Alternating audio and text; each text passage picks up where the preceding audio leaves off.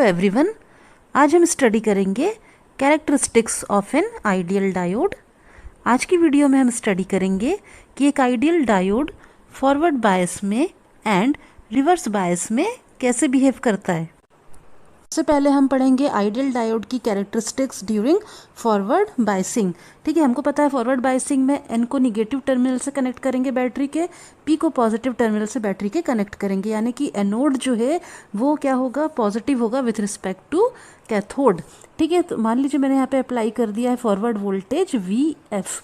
अब जो मुझे करंट मिलेगी वो क्या होगी आपकी, वो करंट होगी आपकी फॉरवर्ड करंट आई एफ।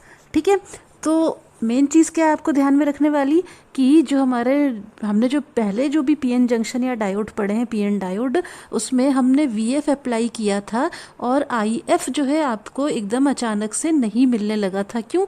क्योंकि वीएफ एंड आईएफ के बीच में एक्सपोनेंशियल रिलेशनशिप थी, है ना। तो आपने वीएफ अप्लाई किया, आईएफ आपको जब ही मिलेगा जब आपका पीएन जंक्शन के अक्रॉस जो डिप्लेशन लेयर है यानी कि पोटेंशियल बैरियर है वो ब्रेक डाउन हो जाएगा, तब आपका आईएफ जो होगा वो सर्किट में फ्लो होने लग जाएगा, कंडक्शन चालू हो जाएगा। ठीक है, तो हमने देखा था कि सिलिकॉन के केस में 0.7 एंड जर्मेनियम के केस में 0.3 वोल्ट के बाद जो है आपका फॉरवर्ड करंट आईएफ या आईडी जो भी बोलिए वो फ्लो होने लग रही थी, है ना। तो इसका क्या मतलब हुआ कि हमने जैसे ही वोल्टेज अप्लाई किया फॉरवर्ड डायरेक्शन में वैसे ही आपको करंट नहीं मिली। इससे समझ में आ रहा है कि आपका करंट के डायरेक्शन में या करंट के पाथ में जो है कुछ ना कुछ आपको रेजिस्टेंस मिल रहा था, डायोड में कुछ ना कुछ रेजिस्टेंस मिल रहा था। और वो रेजिस्टेंस क्यों था? Due to this depletion layer and potential barrier था। ठीक है, तो ये जो डिप्लेशन लेयर जो पहले से ही जनरेटेड थी आपकी डायोड में, या जो पोटेंशियल बैरियर थी, वो आपकी करंट को फ्लो नहीं होने दे रही थी जब तक कि आप इस नी वोल्टेज पे ना आ जाएं।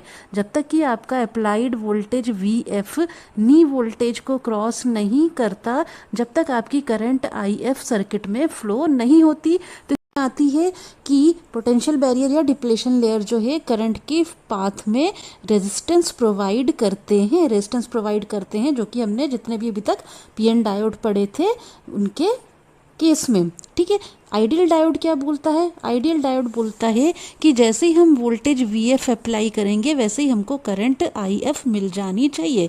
As soon as VF apply होगी, फॉरवर्ड वोल्टेज अप्लाई होगी, वैसे ही आपकी सर्किट में फॉरवर्ड करंट फ्लो होने लगेगी। ये आइडियल डायोड की कंडीशन है। इससे क्या समझ में आ रहा है? इससे समझ में आ रहा है कि डायोड के अक्रॉस जो रेजिस्टेंस है उसको हमने क्या अज्यूम किया है? जीरो अज्यूम किया है। कब? आइडियल डायोड की कंडीशन में। ठीक है, तो आइडियल डायोड कह रहा है कि किसी तरह का नी वोल्टेज एग्जिस्ट नहीं करता है। क्यों? क्योंकि किसी तरह का पोटेंशियल बैरियर या डिप्लेशन लेयर एग्जिस्ट नहीं करता है डायोड में। इसका मतलब कि करंट की डायरेक्शन में किसी तरह का रेजिस्टेंस नहीं आने वाला है करंट की पाथ में। जैसे ही आप वोल्टेज वीएफ अप्लाई करेंगे आपकी आईएफ जो है वो फ्लो होने लगेगी। तो ओम्स लॉ क्या बोलता है? ओम्स लॉ बोलता है V is equal to I R, या बोलता है I is equal to V by R. अब अगर मैं यहाँ पे R की जगह 0 ओम पुट कर दूँ, ठीक है ना, फॉरवर्ड डायरेक्शन में रेजिस्टेंस कितनी है? 0 है। तो अगर मैं आइडियल डायोड की कंडीशन में इस R की तरह जगह 0 ओम पुट कर देती हूँ तो I की वैल्यू क्या आ जाएगी? V upon 0। तो एनीथिंग डिवाइडेड बाय जीरो क्या हो जाता है? इन्फिनिटी, है ना। तो यहाँ पे आई क्या हो जाएगा? v बाई जीरो, यानी कि आई की वैल्यू हो जाएगी इनफाइनाइट। तो क्या समझ में आया आपको कि ideal diode during forward biasing अगर हम इसकी बात करते हैं तो यहाँ पे जो फॉरवर्ड रेजिस्टेंस है उसकी वैल्यू थी 0 के बराबर। अगर मैं ओम्स लॉ को फॉलो करते हुए यहाँ पे आर की वैल्यू 0 डाल देती हूँ तो मेरी करंट की वैल्यू आ जाएगी इनफाइनाइट। और अगर इस करंट को मैं बोलती हूँ आई एफ यानी कि फॉरवर्ड करंट, क्योंकि फॉरवर्ड बायसिंग की बात हो रही है, तो ये फॉरवर्ड करंट क्या हो जाएगी आपकी? इनफाइनाइट। तो इससे क्या समझ में आया कि आइडियल डायोड फॉरवर्ड बायस में कितना कंडक्ट करता है? बहुत ज़्यादा कंडक्ट करता है, उसकी कोई लिमिट नहीं है कंडक्ट करने की। और कहाँ तक इसकी वैल्यू जा सकती है? इन्फिनिटी तक जा सकती है। क्यों? क्योंकि इसके पाथ में किसी तरह का कोई रेजिस्टेंस नहीं है। जैसे ही वोल्टेज वीएफ अप्लाई करेंगे आईएफ जो है वो आपकी क्या होगी? इंक्रीज होने लग जाएगी और उसकी कोई मैक्सिमम लिमिट नहीं है। तो मैं इसको कैसे शो कर सकती हूँ, आइडियल डायोड को फॉरवर्ड बायसिंग में मैं कैसे शो कर सकती हूँ। ये आपका एक डायोड है, ठीक है, प्लस है, ये माइनस है, ये एनोड है, ये कैथोड है ना। इसको मैं फॉरवर्ड बायसिंग में कैसे शो कर सकती हूँ, मैं शो कर सकती हूँ इसको एक क्लोज्ड स्विच के द्वारा, एक क्लोज्ड स्विच के थ्रू मैं इसको क्या कर सकती हूँ, शो कर सकती हूँ। क्यों? क्योंकि यहाँ पे करंट जो आपको मिलने वाला है इनफाइनाइट, और जैसे ही हम वोल्टेज अप्लाई करेंगे VF, वैसे ही हमको IF जो है हमारी सर्किट में फ्लो होने लग जाएगी, क्योंकि रेजिस्टेंस यहाँ पे था सर्किट का 0। तो हम क्या अज्यूम करेंगे, इस डायोड को ड्यूरिंग फॉरवर्ड बायसिंग हम अज्यूम करेंगे क्या, as a closed switch, as a closed switch हम अज्यूम करेंगे। यानी कि यहाँ पे करंट जो है वो हमेशा हमको मिलती रहेगी, है ना। और इसका क्या मतलब हुआ कि डायोड, आइडियल डायोड जो है फॉरवर्ड बायसिंग में इंडक्टर एक्ट करता है, क्योंकि यहाँ पे करंट हमेशा फ्लो हो रही है, जिसकी मैक्सिमम लिमिट कहाँ तक अप्रोच कर रही है, इन्फिनिटी तक। और अगर VI कैरेक्टरिस्टिक से मैं इसको शो करती हूँ आइडियल डायोड को फॉरवर्ड बायसिंग में, तो उसकी ग्राफ कैसे आएगी, VI graph, voltage current graph कैसी बनेगी कि जैसे ही आपने VF यानी कि फॉरवर्ड वोल्टेज अप्लाई किया, तो आपका जो डायोड है, आइडियल डायोड कंडक्ट करने लगेगा, और आपकी करंट जो है वो कहाँ जाएगी, उसकी मैक्सिमम लिमिट इन्फिनिटी तक जाएगी, उसकी कोई लिमिट नहीं होगी। तो ये करंट राइज करते हुए आप दिखाएंगे, यानी कि इस एक्स एक्सिस पे आपको क्या है, कुछ भी शो नहीं करना है, आपको कहाँ शो करना है, इस वाई एक्सिस पे शो करना है क्या, IF, है ना। यानी कि जैसे ही हमने यहाँ पे वोल्टेज अप्लाई किया, यहाँ पे देखिए जैसे ही वोल्टेज अप्लाई किया वैसे ही एकदम से आपकी जो है करंट राइज हुई। तो हमको कैसे मिल रहा है VI ग्राफ, एक्स एक्सिस पे कुछ नहीं मिलेगा, वाई एक्सिस पे आपको ये स्ट्रेट लाइन मिलेगी, ठीक है, जो कि एक्सिस की लाइन को फॉलो करेगी, शो करेगी कि किसी तरह का रेजिस्टेंस नहीं है सर्किट में, ठीक है। जबकि हमने जब प्रैक्टिकल डायोड देखा था, है ना, पहले जो हमने प्रीवियस वीडियो में देखा था, तो इस तरह से आपका ग्राफ बन रहा था, यानी कि नी वोल्टेज आप दिखा रहे थे कि जब तक नी वोल्टेज नहीं आएगा, जब तक आपका कंडक्शन पॉसिबल नहीं है। क्यों? क्योंकि डिप्लेशन लेयर था जो कि रेजिस्टेंस की तरह एक्ट कर रहा था।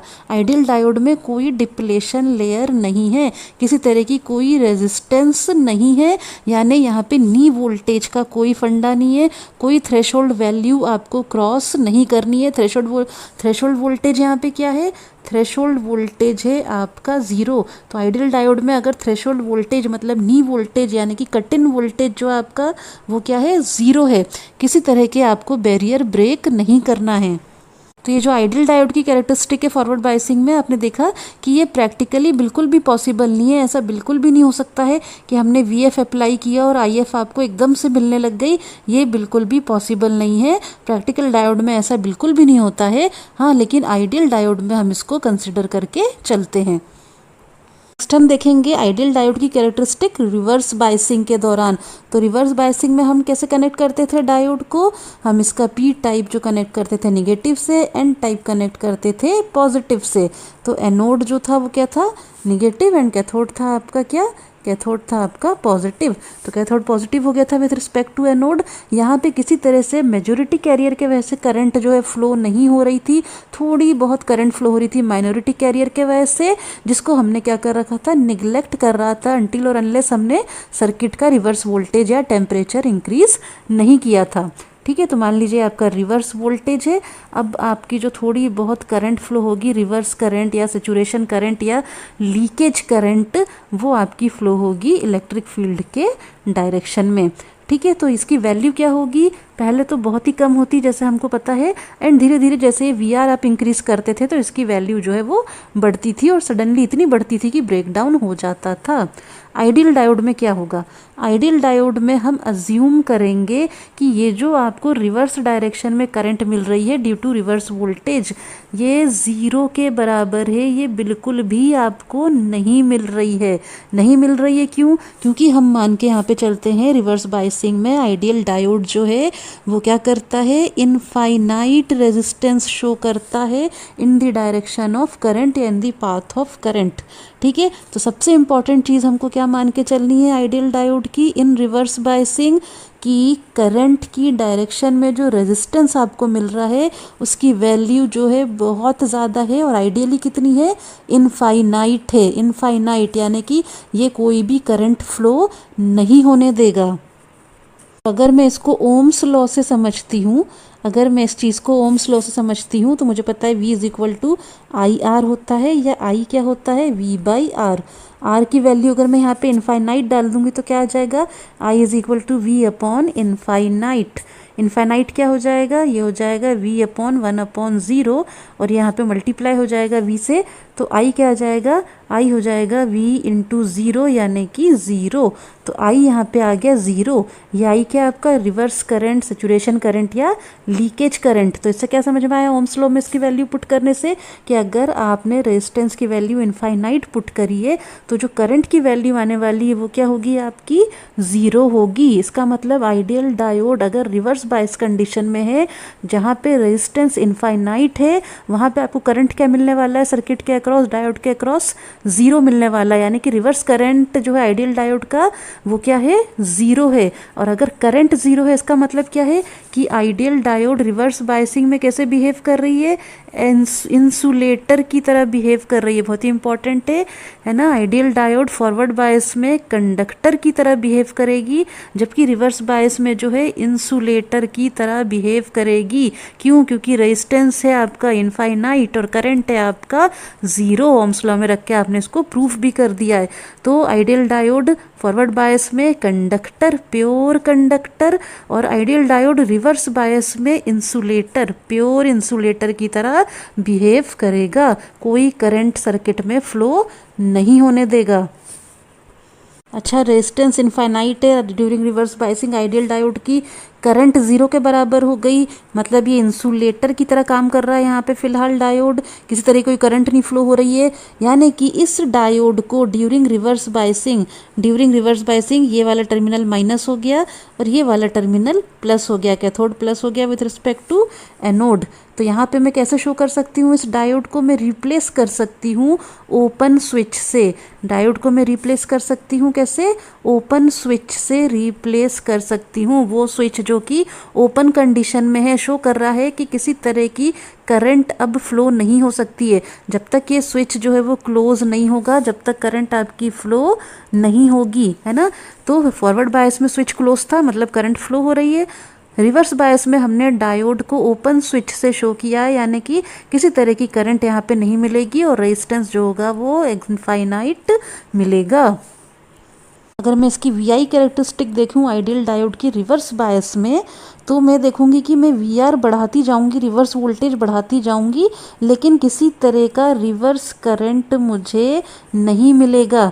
यानी कि आपको ड्रॉ क्या करना है, आपको इस -x एक्सिस पे शो करना है क्या, कि वोल्टेज जो है VR आपका रिवर्स वोल्टेज जो है आप इंक्रीज करते जा रहे हैं, लेकिन इस एक्सिस पे -y एक्सिस पे आपको कुछ भी शो नहीं करना है। यानी कि करंट जो है वो आपकी क्या है, ज़ीरो है। तो करंट की डायरेक्शन में आपको कुछ भी शो नहीं करना है, वोल्टेज की डायरेक्शन में खाली आपको ये लाइन इंक्रीज करती जानी है। क्या शो करने के लिए, कि VR रिवर्स वोल्टेज तो आप बढ़ा रहे हैं, लेकिन IR आपको कुछ भी नहीं मिल रही है। क्यों, क्योंकि रेजिस्टेंस इतना ज़्यादा है और आइडियली इनफाइनाइट है, इसलिए आपकी कोई करंट जो है रिवर्स बायस में डायोड के थ्रू नहीं फ्लो होगी आइडियल कंडीशन में। ठीक है, अब ये भी पॉसिबल नहीं है, ये भी प्रैक्टिकल डायोड में पॉसिबल नहीं है। क्यों, क्योंकि आपको पता है कि माइनॉरिटी कैरियर के वजह से थोड़ी बहुत करंट फ्लो होती है, और अगर आप रिवर्स वोल्टेज इतना ज़्यादा इंक्रीज कर दोगे तो आपकी करंट भी बहुत ज़्यादा फ्लो होने लग जाएगी, सैचुरेशन करंट या रिवर्स करंट, और आपका सर्किट ब्रेक डाउन होने के चांसेस हो जाएंगे। ठीक है, लेकिन यहाँ पे आप क्या दिखा रहे हो आइडियल डायोड में, कि किसी तरह की कोई करंट फ्लो नहीं हो रही है। यानी कि यहाँ पे आपका जो दो पॉइंट आता था, एक कौन सा पॉइंट आता था, VBR रिवर्स ब्रेकडाउन वोल्टेज, वो इसमें नहीं आएगा। आइडियल डायोड में रिवर्स ब्रेकडाउन वोल्टेज नहीं होता है। रिवर्स ब्रेकडाउन वोल्टेज क्यों होता था, क्योंकि रिवर्स करंट, सैचुरेशन करंट बहुत ज़्यादा हो जाती थी।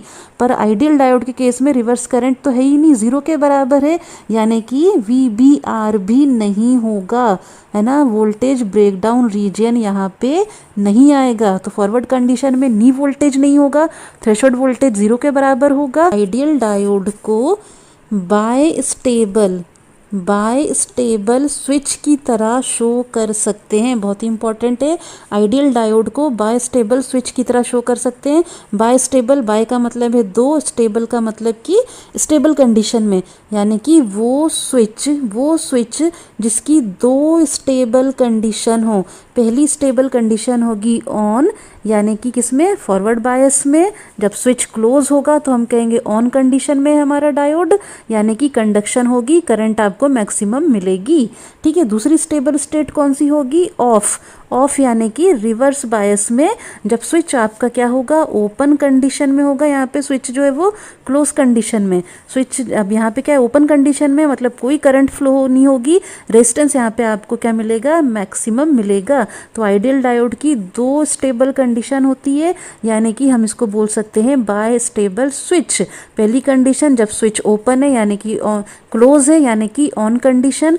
दूसरी कंडीशन क्या होगी आपकी स्टेबल कंडीशन, स्विच जो आपका ओपन है, यानी कि ऑफ कंडीशन। तो यहाँ पे मैंने आइडियल डायोड फॉरवर्ड बायस में, आइडियल डायोड रिवर्स बायस में, इन दोनों के बीच में कंपैरिजन मैंने टेबुलर फॉर्म में दे दिया है। इसको आप नोट कर लीजिए, बहुत ही इंपॉर्टेंट है, एग्जाम में आपके बहुत काम आएगा। ठीक है। सबसे पहला डिफरेंस क्या है या कंपैरिजन क्या है कि फॉरवर्ड रेजिस्टेंस होती है आइडियल डायोड की, फॉरवर्ड कंडीशन में जो रेजिस्टेंस होती है वो होती है 0, जबकि आइडियल डायोड की रिवर्स बायस में जो रिवर्स डायरेक्शन में जो रेजिस्टेंस होती है वो होती है इनफाइनाइट। तो RF हो गई 0, RR हो गई आपकी इनफाइनाइट। ठीक है। फॉरवर्ड वोल्टेज होगा आपका 0, है ना, रिवर्स वोल्टेज होगा आपका इनफाइनाइट, फॉरवर्ड करंट होगा आपका इनफाइनाइट इसमें आइडियल डायोड में, जबकि रिवर्स डायरेक्शन में जो करंट होगा आपका वो होगा 0। ठीक है। क्योंकि यहाँ पे करंट इनफाइनाइट है तो ये एक्ट करेगा एज अ परफेक्ट कंडक्टर। ठीक है, फॉरवर्ड बायस में, जबकि रिवर्स बायस में क्योंकि करंट आपकी 0 है तो कैसे एक्ट करेगा, ये परफेक्ट इंसुलेटर की तरह। ठीक है। क्योंकि परफेक्ट कंडक्टर है, करंट आपकी फ्लो है, इसको हम शो कर सकते हैं क्लोज्ड स्विच से, यानी कि ऑन कंडीशन रहेगी डायोड की। और रिवर्स में क्या होगा, क्योंकि ये परफेक्ट इंसुलेटर है, किसी तरह की करंट नहीं फ्लो हो रही है, तो हम इसको शो करेंगे ओपन स्विच से, यानी कि क्या शो करेगी, डायोड की ऑफ कंडीशन। तो डायोड दो कंडीशन हो गई आइडियल डायोड की, on condition end of condition. On condition मतलब फॉरवर्ड बायस, ऑफ कंडीशन मतलब कि रिवर्स बायस। आज के लिए इतना ही। थैंक